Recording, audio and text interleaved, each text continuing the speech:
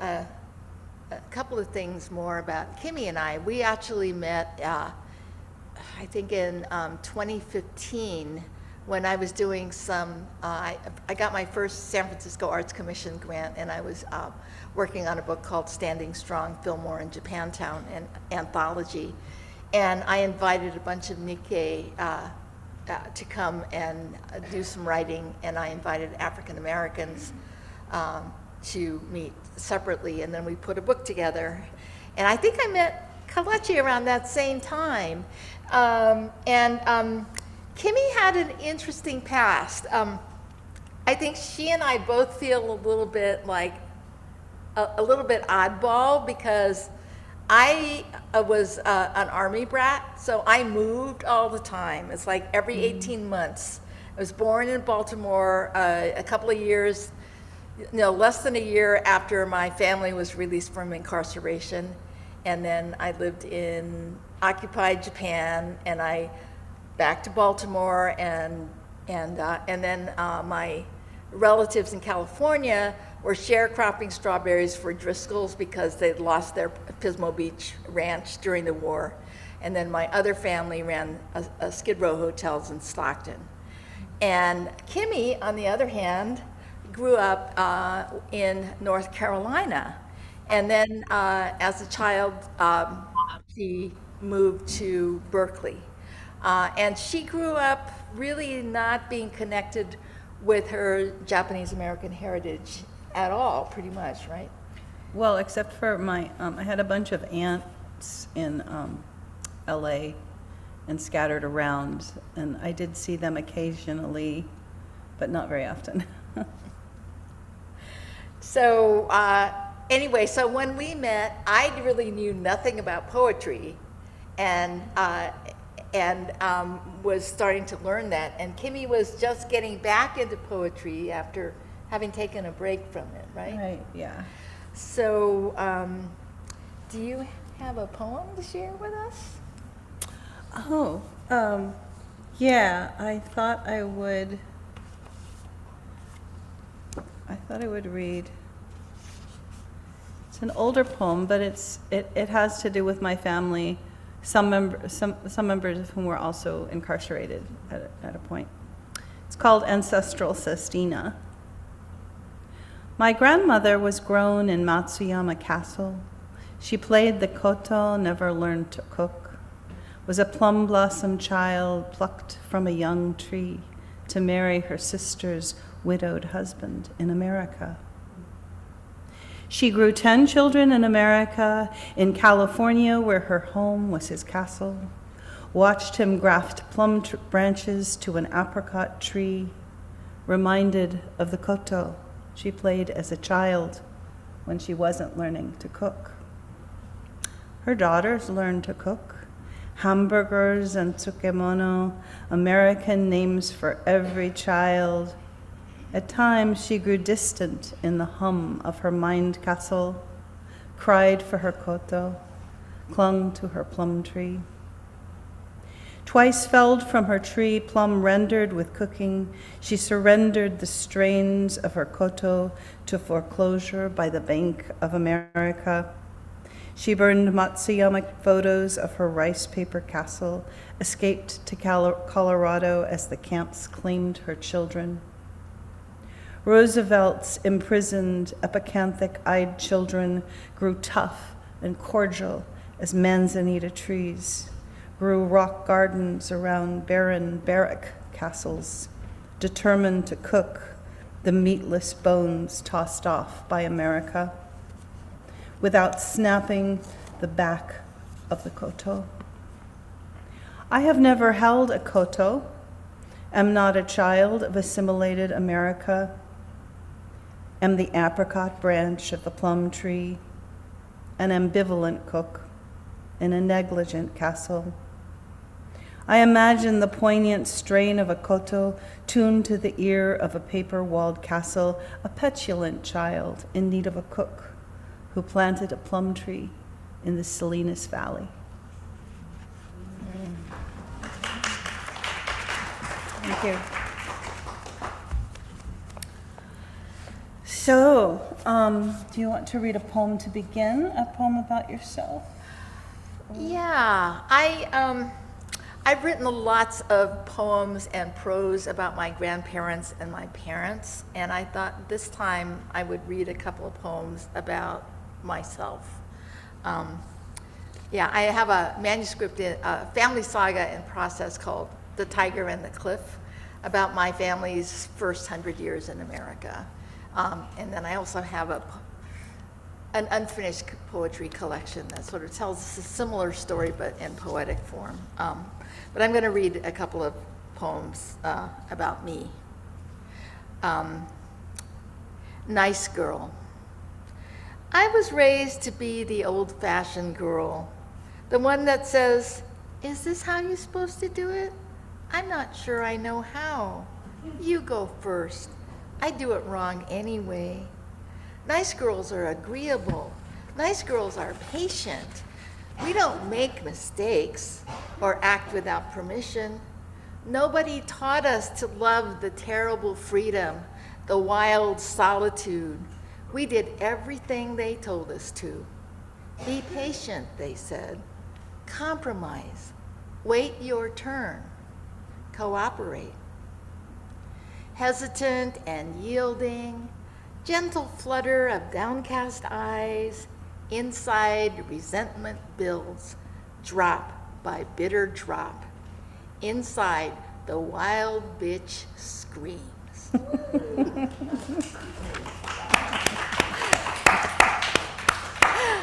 So go men for the language. So that was how I was raised, and it actually led me to a suicidal crisis in high school that my father never forgave me for, but that's another story. That was the girl I was raised to be. This is the woman that I raised myself to be. Ethnic adjustments. Get this, I'm only going to say it once. I am not, nor have I ever been, a cherry blossom queen. I did not, nor do I plan to bomb Pearl Harbor. I do not, nor will I ever sling a camera around my neck. No, I won't walk on your back or serve green tea. Heck, I don't even like rice. Look closely. I'm not yellow, inside or out. My eyes don't slant, and in case you haven't noticed, I'm not polite. So let's go for a walk, but don't expect me 10 steps behind. In my world, men follow me.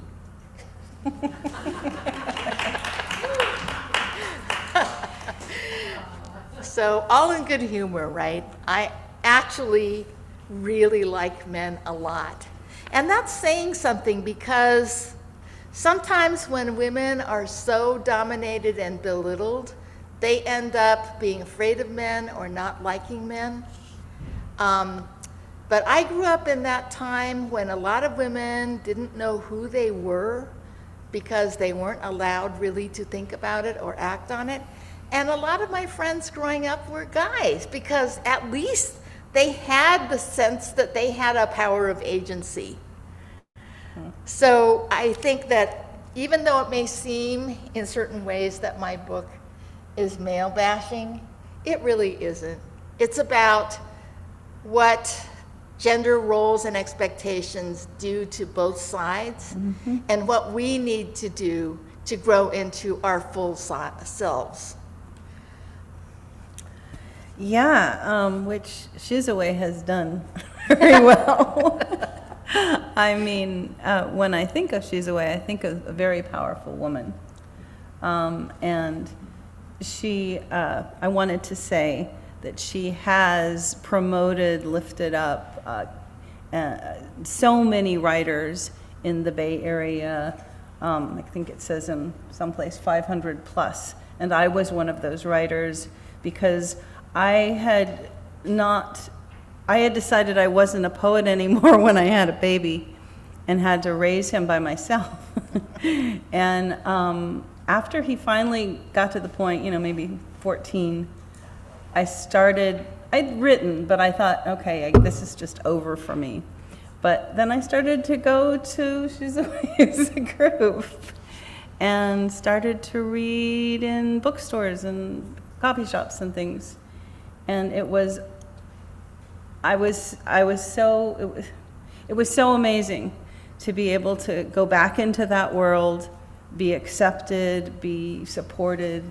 And I just wanted you to know that that's something Shizue has been a very big part of. And I would not have known that because she had already gotten an MFA, right, by that time? Mm-hmm. At Jack Kerouac's School of Disembodied Poetics at Naropa University. I know, when I first heard that name, I thought, oh, that's a joke. But it's not. It's actually a well-respected school. Yeah. And Kimmy is so well-respected, and she is tireless. She goes to a lot of readings and supports a lot of people in her own right, so. Thank you. So do you want to talk about how this book came into being? Yeah, just briefly. I was one of these people that I got married at 19 to the first guy that asked me, because I thought nobody would ever ask me out again, right? Nobody would ever ask me to marry me because my mother had convinced me that I was ugly and my father wasn't speaking to me. So I got married to get out of the house, and it was fun for a while, but it didn't last. But I did end up with 3 children, and I was a single mother with raising 3 kids on $5 per kid child support a month. And then I had another boyfriend that was a rock and roll, really sexy rock and roll kind of guy who was struggling and working as a truck driver and gigging on the weekend. And that didn't work out either. So I got pretty gun shy after a while. And I took a break for a while and thought, I need to learn who I am first before I start dating. And then when I felt ready to start looking around, I met this guy, and I thought, he is so boring. He doesn't talk. The other 2 were like charismatic and, a little bossy. And this guy was just like really quiet. And so I started journaling. I come home from a date and I start writing, trying to figure out who the hell this guy is. And then I ended up with a stack of poems. And I threw them in a drawer. And then 30 years later, I dragged them out and I took them to one of my poetry groups and started to read them. And they thought they were interesting and funny. So I thought, why not publish a book? And now it's like when I tell people the title, I told people about a year ago I was going to publish this book, Coordinate a Man Who Doesn't Talk, and almost invariably that would be greeted by a snort of laughter by both men and women. So I go, I guess I'm onto something. So it's about us, but it's more about the universal condition of men and women and how they perceive things differently. And even same-sex couples, there's often a talkative one and a quiet one, So anyway. Okay, well, I was thinking maybe you want to read some of your poems from the book. Okay. And then afterwards, I have more questions, and please, if you think of questions while she's always reading or talking, then we'll have time to answer those as well. Okay. So I'm taking these from various parts of the book, but it's mainly from towards the beginning. Witness. As a powerless child, I could only bear witness, perceiving beauty in the humble, feeling in my bones the labor of my elders, cracked heels jutting from frayed sandals, laundry racked hands, wind-chapped cheeks. Grandparents shouldered hoes and headed for the fields, Mom stoked fire under the galvanized wash tub in the muddy yard, tempering scalding heat with panfuls of cold so we could scrub harsh bars of yellow soap across sweat-stained denim, rubbing our knuckles raw against the washboard. Elders let us youngsters rest when we got tired, read a book in the shade of the house, improving our minds so one day we could witness things they'd never see. They never envisioned heels jutting out of Jimmy's shoes, manicured hands, lotion-lavished cheeks, eyes narrowed from calculation, not sun glare, palms calloused by golf clubs, not mops and hose. My back no longer aches from bending in the fields. My brain aches from toiling in the temple of greed, witnessing too much I'd rather not see.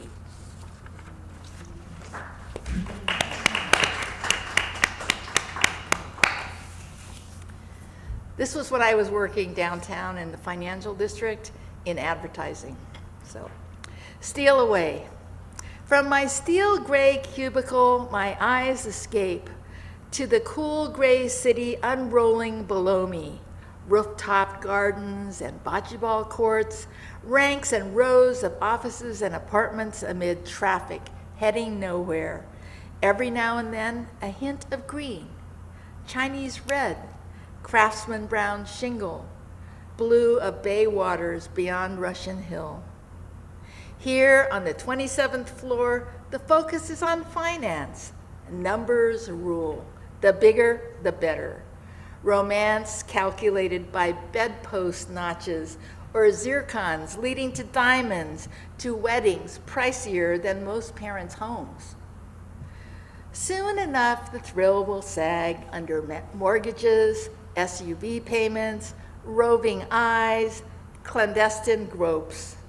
Here in this high-rise citadel, hermetically sealed windows keep out the gunning of engines and the roar of guns, the stink of the oil that fuels wars and greases the wheels that run our lives.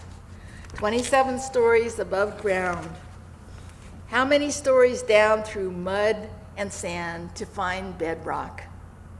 Where is the barefoot child blowing dandelion wishes by the strawberry fields? Where is the hippie practicing patience in a slate-floored ashram? Where is the young mother blowing bubbles with little ones, grown now into teens who only need me to pay the rent, stay out of their business, and be the rock they push off from? From my steel gray cubicle, my eyes escape. To where?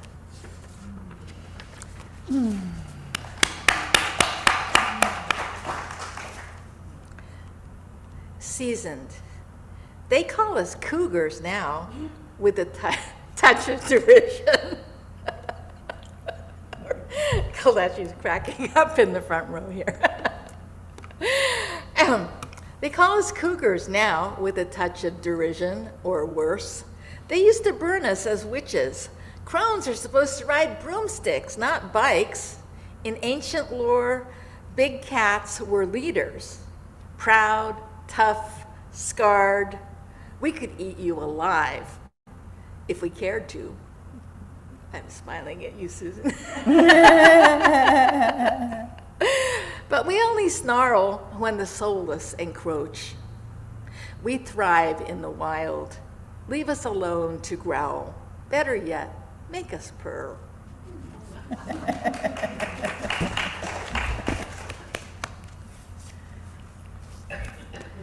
Clearing the deck. It's not the men out here in the now that bug me. It's the ones inside from the bad old past.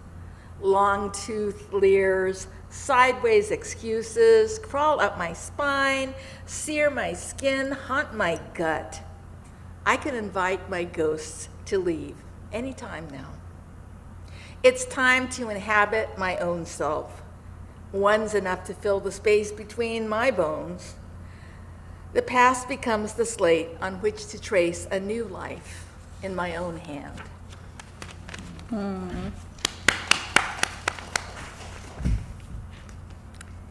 Young man in spring.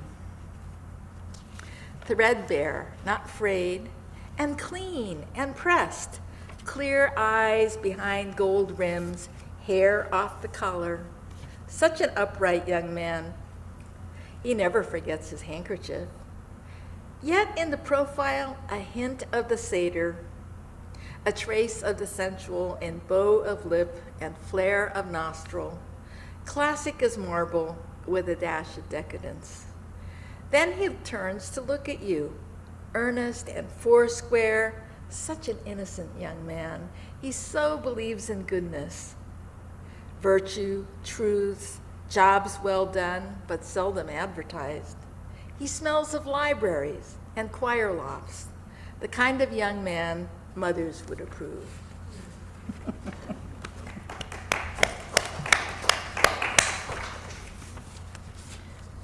Robbing the cradle.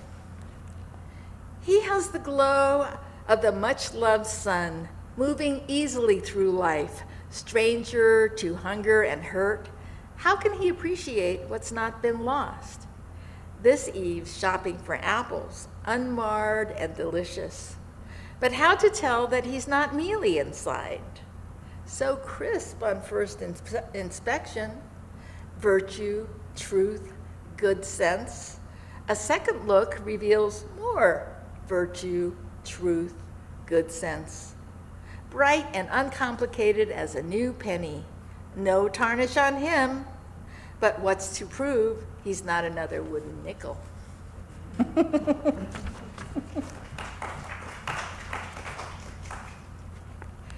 Carpool. The whirls on his fingertips as he runs his hands across mine. Long, slow, firm strokes over my palms, across the back of my hand, gliding up each knuckle, down the valleys in between, caressing veins and tendons and the hollows of my wrists. Such passion in the pressure of knee upon knee. He makes small talk to the driver as his hands make love to mine.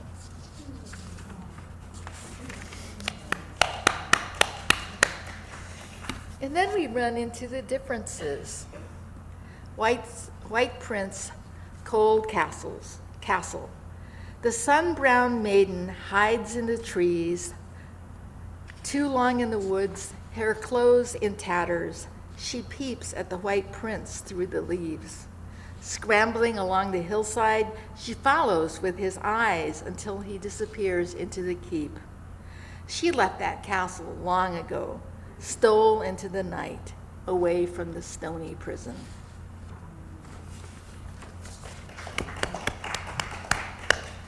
Living the lie. Your family is always pleasant. When they don't feel agreeable, they go away, each to their own room, their own private hollow. Get out of my sight. They hew to their own thoughts, unmolested, unjudged, coming together at night round the kitchen table to recite their daily doings in dutiful even song. Just the facts, ma'am. Each holds forth in mundane detail, revealing nothing of themselves, even to themselves. No crosstalk, no conversation, no cross-examination. When one stops, the next begins, eyes never meeting. Are you done yet? The only way to tell that anyone is listening is that they remember what is said and hold it against you forever. Chris, there's seats up front. All right, so let's see. Okay, so then there's trouble. Dust up. You keep your feelings so banal, trimmed to fit an ordered life, yet even a schoolboy's maunderings contains the clash of kings. Do you seek safety in the small? I want the angry man to match me, toe to toe, eye flash to eye flash. Let's meet as equals. Turning and twisting in intricate dance, a game with no winners or losers. Don't turn away. Don't hide your lightning in the fog, else we clash like titans. We'll both shrink away like paper ghosts, turn to dust and blow away.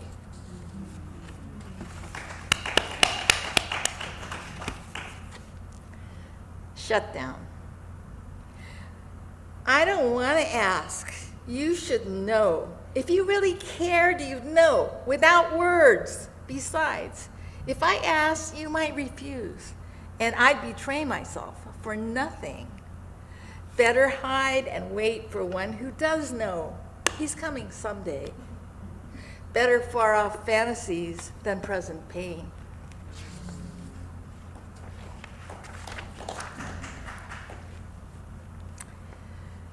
Unbattened. Now that you finally speak, do I really want to hear a lifetime of ignoble thoughts in a single month-long spew?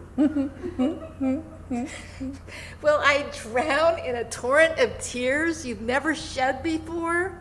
Be deafened by the roars of a 3-year-old child in a 6-foot frame? Will I perish under imaginary blows finally unleashed at the one witness you've learned to trust? Unchecked, undammed, dredged up, the fury of decades is aimed now at me. In 35 years of living, you've tried to be the little man, jamming down feeling while longing and needing and cutting and running. The stink of decay is fierce in the dark little hole you call your heart. You swear there's no room for anything but pain. Do you hate me because I remember who you are? Not boy, but man. Not mad, but sane. Not fleeing, but standing fast. When this storm passes, you'll recollect that everything you now deny is still true. You are truly good, and the chain you blame for binding you is anchored firmly in a love you helped create. All right, so let's see.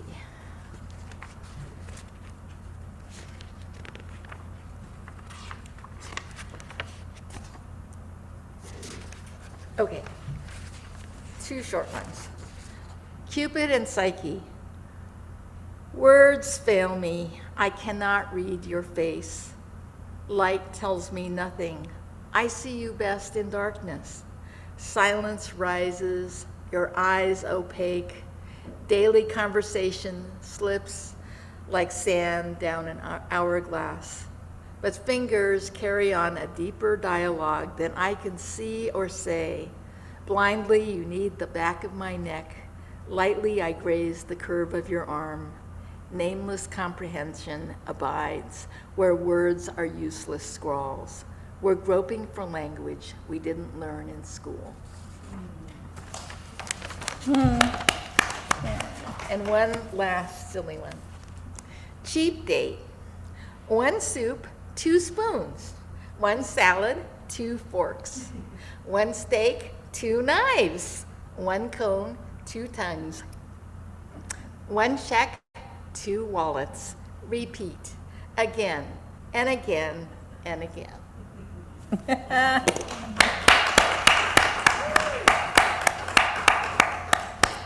All right. What I love about this book is you really can see the trajectory through the poems, the trajectory of her youth into adulthood, womanhood, struggling with all of these polarities and differences with men, and then coming to peace and peas. Ben's name is Peas, yeah. So, really learning to find herself in that. So, it's really a lovely story. I wondered if you wanted to talk a little bit about your background and training as a poet, a writer.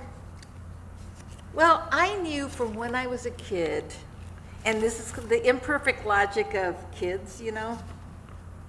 Um, Basically, I'm friendless and neurotic, and I love reading books about friendless and neurotic people. So I must be a writer or an artist, like Van Gogh. I mean, he even cut off his ear, right? I mean, so anyway, so I thought when I was a kid that I was such a misfit that I was going to be a writer or an artist. I related better to books than to people because they allowed me to travel across time and space. I mean, we moved a lot, but I always felt like a stranger everywhere. I never felt like I belonged. I felt like I was walking down the street, looking at all these brightly lit windows and wondering about the families inside. So books allowed me into those universes. But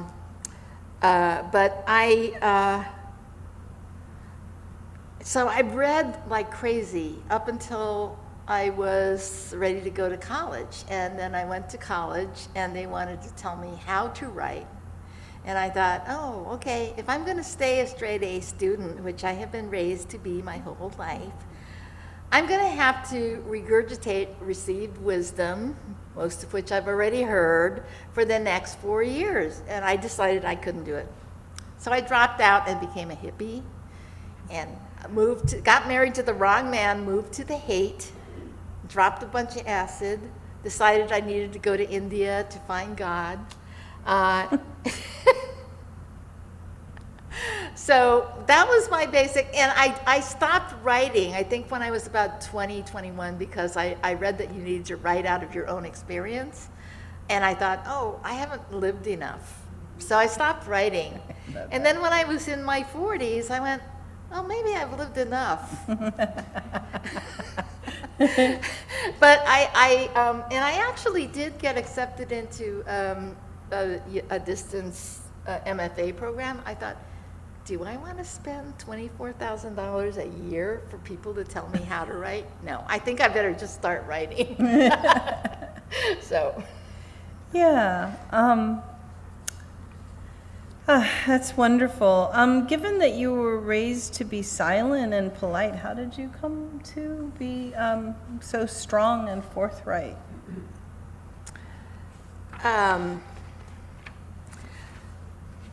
I think it was working in corporate environments. I dropped out of school, but then I went to commercial art school. And then after 18 months in commercial art school studying advertising, I got a job by accident at J. Walter Thompson, which was like one of the biggest agencies in the world at the time. Oh. And I thought I was applying for like a summer internship, and it turned out it was a year-long trainee program. And I went to my teacher at the college and I said, should I take the job or should I finish school? Looks at me like I'm an idiot. He says, take the damn job. So working in corporate environments as an advertising art director taught me that if I was going to be heard at all, I had to talk louder and faster than the white men that were sitting around the conference table. That I had to articulate my thoughts clearly and stand behind them. And I also had to learn to shake hands like a man and not like a limp fish. Anyway, so, and then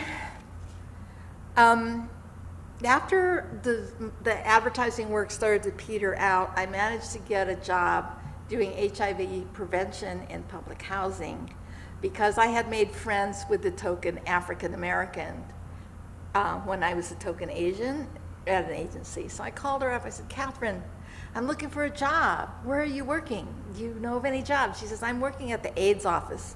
This was in the early 90s. It was the height of the crack and AIDS epidemic. She said, black women are getting HIV faster than any other group right now, and we need people to to work with people in public housing and get them to share their stories about safer sex.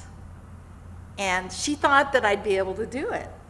I said, I'm the wrong color, I'm the wrong class. But she knew that I had, my grandmother that ran a Skid Row hotel was like a saint to me. And she taught me to see the beauty in everyone and to have compassion for everyone. So I actually did connect with these ladies, and I did these role model stories. And in the process, I learned, I was so enraged by the injustice and by the stereotyping of Black people. I had to raise my voice. So I learned to raise my voice in defense of other people. And then later on, I got a job right around the time when the older J-Sei were finally beginning to talk about their camp experiences. I was lucky enough to get some jobs, collecting their stories. And again, it was sort of like, I have a hard time advocating for myself sometimes, but if it's advocating for somebody else, I'm much better. Yeah. Yes, and Shizue has spent years promoting others with these, anthologies. I don't know, 5 anthologies, big thick ones. They're really interesting. And she kept saying, but I haven't written my own book. And I kept saying, stop writing anthologies and write your own book. So I was really pleased that she did. But yeah, I think that is also a factor in when you don't promote yourself, you're more comfortable supporting others. I have a couple more questions, but I'm wondering if anyone in the audience has questions at this point. Congratulations on your beautiful book. It's wonderful that your book is out there. This is a question for both of you. When we opened the space, you both talked about a little bit of disconnection from your heritage, and I was curious about what was the process of reclaiming the parts of your heritage and identity that feel aligned and the parts that maybe don't feel aligned. And so that's my question, like what has the process been, or what has it been like to kind of reconnect or reclaim? Do you want to go first? Sure. Well, when I was about 30 and I went to the MFA program in Boulder, Colorado, I had 2 aunts in Colorado, and my Auntie Dora just took me in, and I actually lived with her for a little while, and then she just kind of watched out for me and helped me move into an apartment in Boulder, and I became very close to her, and I still really miss her.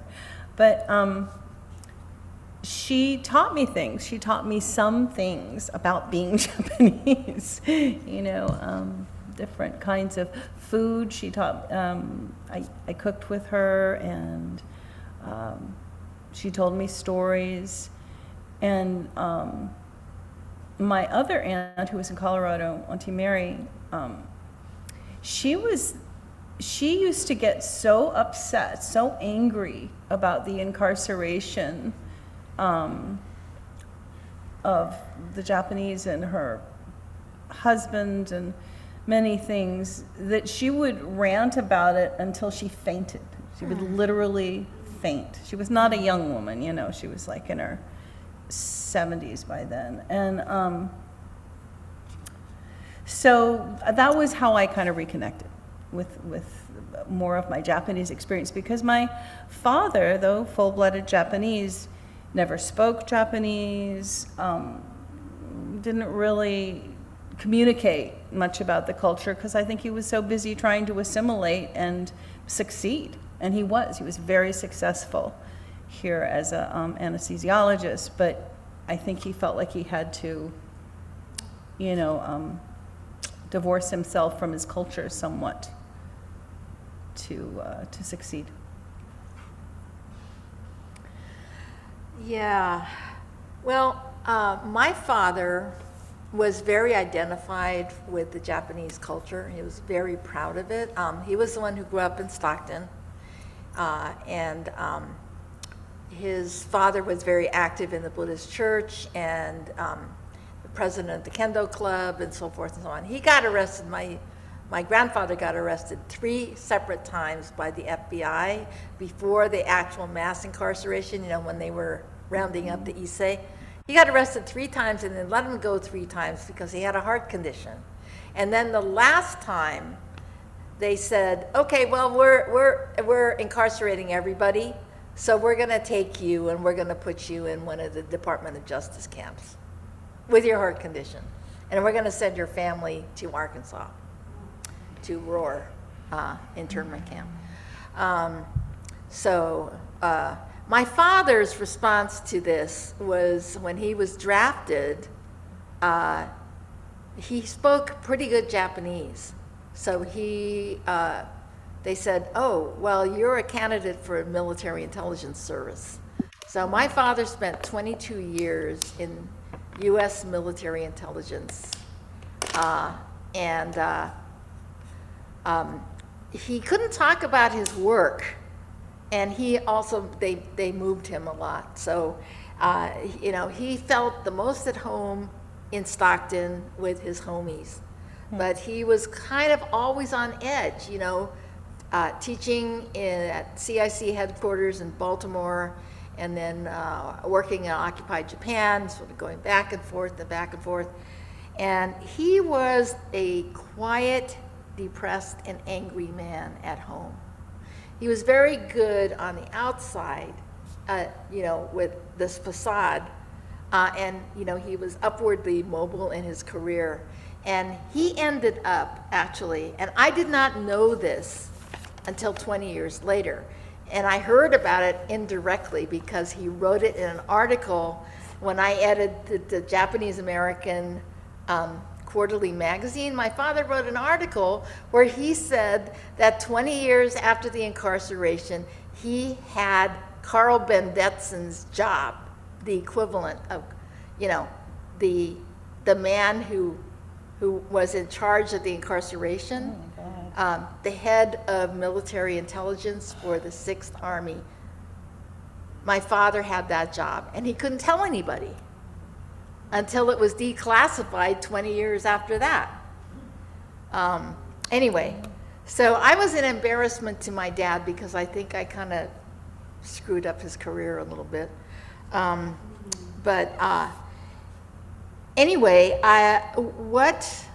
my father gave me culture, the Japanese culture, pride in the culture, and the opportunity to move around and actually live in Tokyo a couple of times.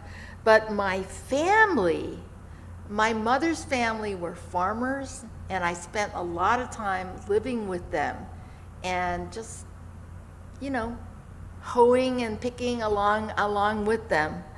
And my other Stockton relatives, they ran Skid Row hotels, they were gardeners, they were maids, they worked in the cannery, and they were so down home and unpretentious.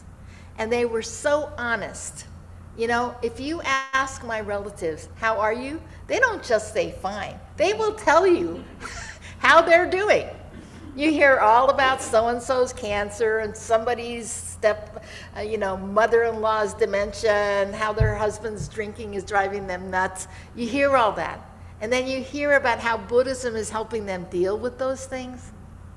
So that was like the anchor, that was the basis of my life. And even though most of the time I wasn't living in their communities, every time I came back to Morgan Hill or Stockton, San Jose, I just felt home.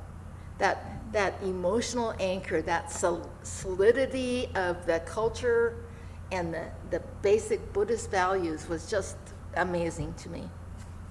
So I did see my father was so sexist that, he would walk 10 steps ahead. He'd walk really fast. So my mother and I would have to walk 10 steps behind.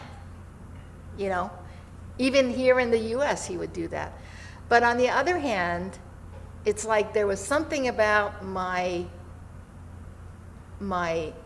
other relatives that they didn't talk much either, but the respect that they had, the sense of duty, but it was also love.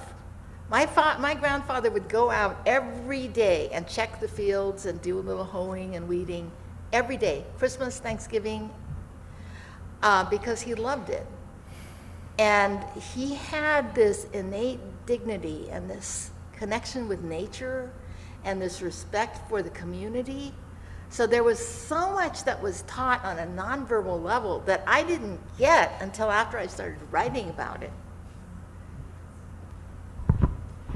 You described yourself at first as an army brat. Mm-hmm. And everyone that I've known that traveled around because of their parents moving, they all use that term. And yet when I actually learned their lives, they were not brats. They struggled. They were often lonely, felt like they were on the outside. They had to become incredibly adaptive in a certain sense, and how to figure out how to belong or who they could connect with. And so I was curious about why you would describe yourself that way. Because I always viewed it as kind of a pejorative term, because when I really talked to people, it was like, who came up with that label? Because it just doesn't, didn't resonate with what they actually lived. It's actually a term of pride and Okay, affection. all right. Okay. I think that most Army kids, military kids will say that. Okay. And, but there was a sense of having to navigate the strict protocols of the military and sort of find a sense of community within that, while navigating all the challenges of constantly being dropped into new environments. But the military thing was really strict. I actually have a white friend whose fiance killed himself because his ex-wife accused him of having an affair before their divorce was final. And that is a no-no. If you're destined for the Pentagon, the high-up job in the Pentagon, that stops your career dead in its tracks. Well, it used to. Yeah, well, nowadays it's like... I'm just curious about the title of your book.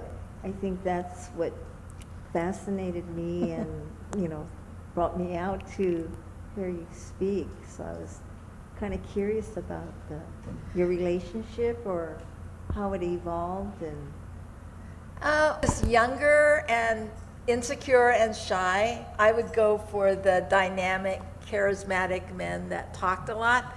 Maybe even wouldn't let you get a word in edgewise. And I was, content to kind of follow their lead. And then after that led to a couple of really bad dead ends. Yeah, and I found a sense of myself within myself. I met Ben on a hike by accident. And I don't know, we just sort of hit it off on some sort of nonverbal level. And then, the intellectual part of my mind is trying to pick him apart and trying to figure out who he is. But he didn't talk enough for me to be able to figure it out. I'd ask him questions. He'd go, I don't know.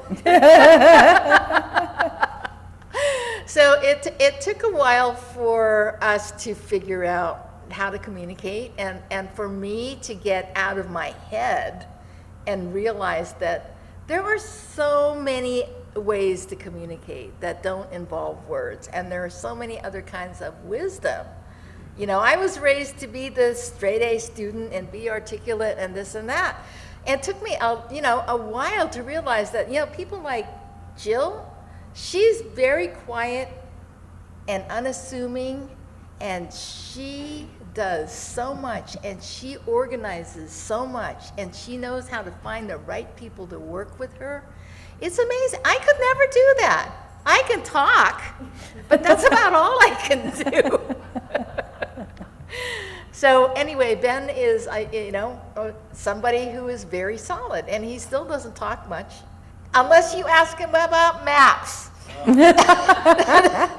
He's a cartographer. Yeah. It was a short-term fling that went bad.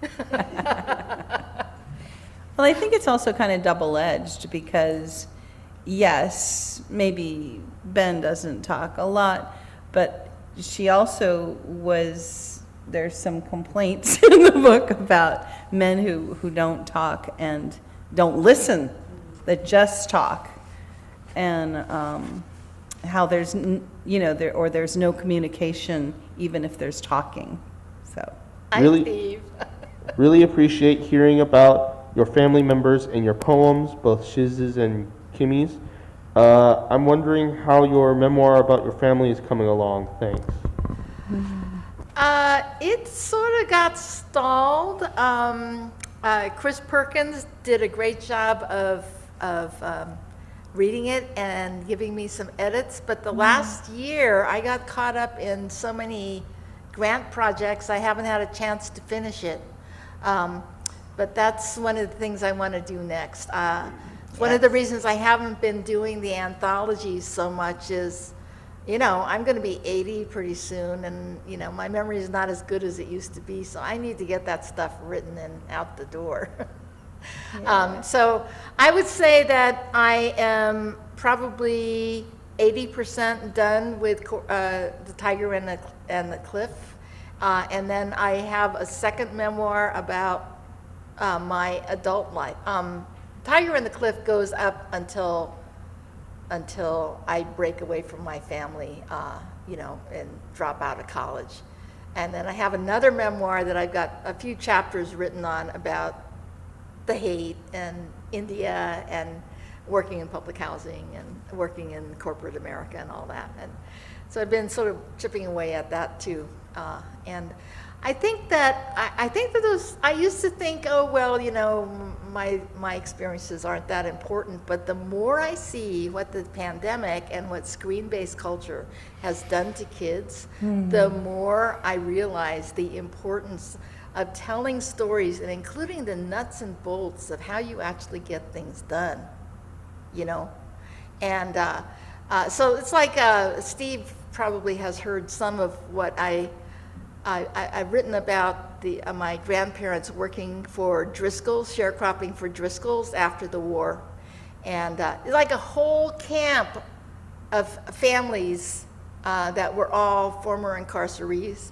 And they built the irrigation system from scratch out of 1 by 12-inch redwood planks. They build these U-shaped troughs out of redwood planking, and they would tar it. And then they would have to lay it in the ground and engineer how it was laid in the ground so that the water would go from the irrigation pump all the way down to the ends of the field. I mean, it's phenomenal that they managed to do that. Now they force water through pipes is how they do irrigation. But so I sort of feel like it was a privilege to witness those kinds of things, to remember when they, when they would put a fire under the ofuro and the ofuro had a tin floor. Those kinds of things are important. And because the society we live in right now is such a thin film that's so easily breakable. And it is being broken all the time. And if our kids don't have the basic life skills, how to grow your own food, how to build your own shelter, we're going to be in trouble. And I think that I just want you to know Shizue is an amazing prose writer. So I've read her stories, and they're just completely engrossing and compelling. So I think we're all going to look forward to those new books that are going to come along. And really appreciate your willingness to share your stories. Wow, Xander. Wow, thank you so much. They belong to a writing workshop that is sort of nationwide and is an outgrowth of a Natalie Goldberg writing workshop. And I participate twice a week. And when Natalie Goldberg does a workshop, she has 400 people come. And then she says, anytime you take a workshop, you have access to my whole online archive of everything I've ever done, all my recordings, all my lectures, and all the people that have started writing groups inspired by how I teach. So there's two of them, Thursday morning and Friday morning I belong to, and Xander is one of those groups. And they are amazing, and talk about somebody who grew up in relative privilege and is putting their, they're working with marginalized youth in various places, Colorado and other places. And yeah, you know, we complain about younger people, and yet there are a lot of young people that are really aware that we're in crisis, and they are out there rolling up their sleeves and doing things. And Xander is one of those people. A poem called Fanning the Rice that sort of about my Auntie Dora, and it's in one of the pamphlets that Shizue published, which I was lucky enough to be in. Fanning the rice. Wash the rice till the water runs clear. Chop 5 ingredients: crabs, scallions, avocado, daikon, ginger. Steam the rice and fan it until it shines.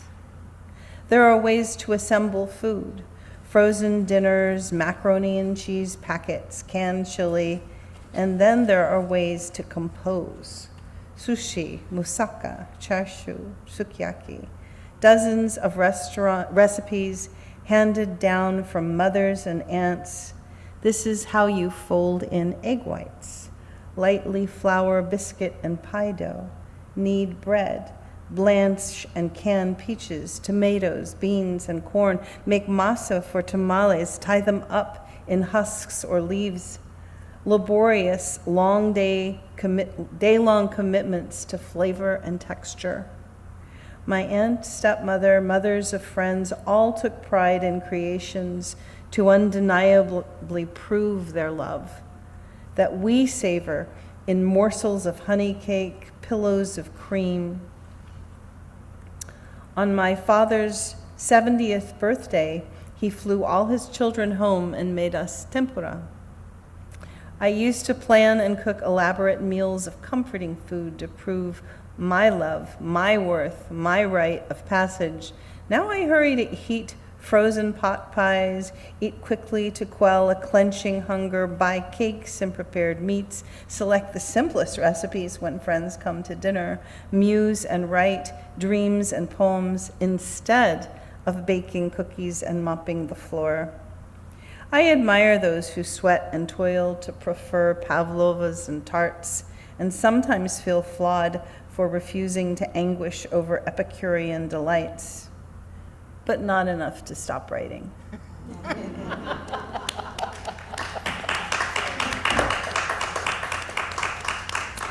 Thank you all for coming.